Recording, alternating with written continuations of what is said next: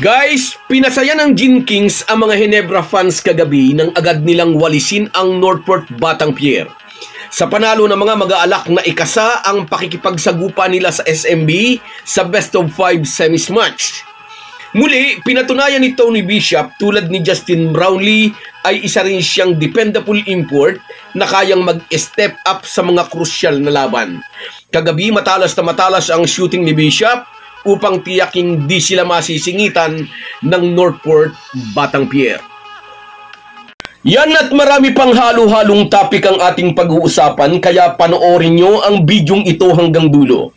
Kung gusto nyong suportahan ang ating channel, please like and subscribe. Sa mga nag-subscribe na, maraming salamat. Malaking bagay po yan sa aming mga vlogger. At sa mga hindi pa, salamat sa inyong panunood. Mga ka-Republic, sa naunang laban kagabi ay una nang pinadapa ng San Miguel Beermen ang rain or shine para ibulsa ang isang semifinal slot. Parang naputukan ng bomba ang depensa ng ROS nang magpasabog si Benny Boatwright ng 41 points at 5 pang Beermen ang nagtala ng double-double. Although umasa si ROS coach Ian Giao na baka makachamba sila laban sa Beermen, ay lumabas talaga ang pagiging yamado ng tropa ni George Gallant.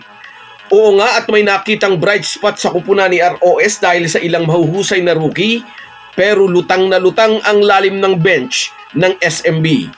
Nagkaroon pa ng kaunting tensyon nang maggirian sina Terence Romeo at Jonard Clarito, pero naawat din naman agad ng malalamig ang ulo. Part of the game lang daw talaga ang ganun, sabi ni Romeo pagkatapos ng laro. Hit of the moment kumbaga sa pagitan ng dalawang players na parehong naghahangad ng panalo para sa kanyang team. Sa first 2 quarters ay nakakasabay pa ang ROS sa SMB, ngunit sa pagpasok ng third quarter ay dito na umarangkada ang Beermen at umiskor sila ng malaking 42 points sa third kanto upang iwanan ang Elasto Painters. 13 points dito ay mula kay Benny Boatwright. Ang monster performance na ito ni Boatwright ay parang nagbibigay babala o mensahe sa team na makakalaban nila sa semifinals.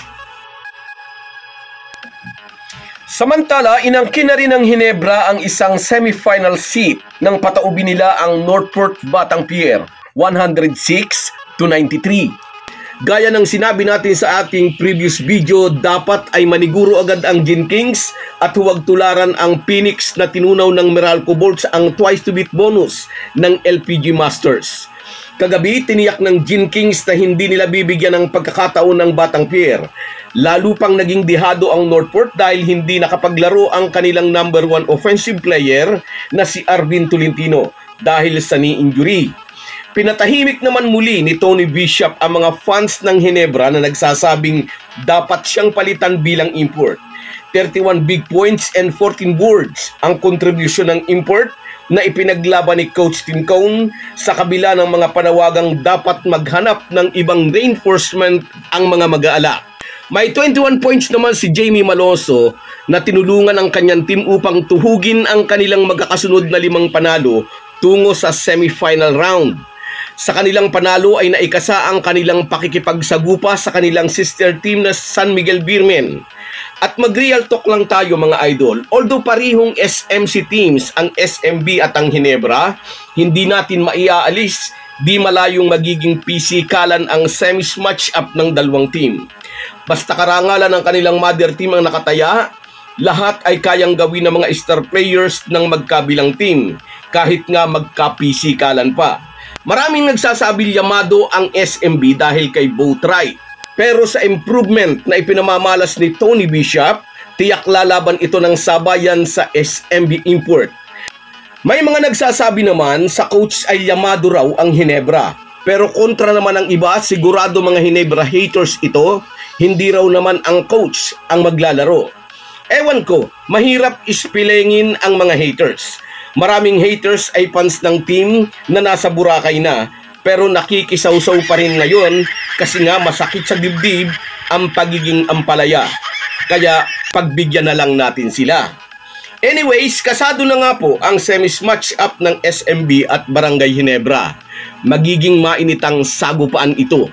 Sino nga ba ang Yamado? So guys, yan lang muna. Hanggang sa muli. Bago tayo magpaalam, may imekos-mekos na natin ang ating shoutout. Shoutout kina Loribens Vlog, Cecilio Tenorio, Adrian Harabejo, Joel Atienza, Rosemary Juan, Rodante Sabida,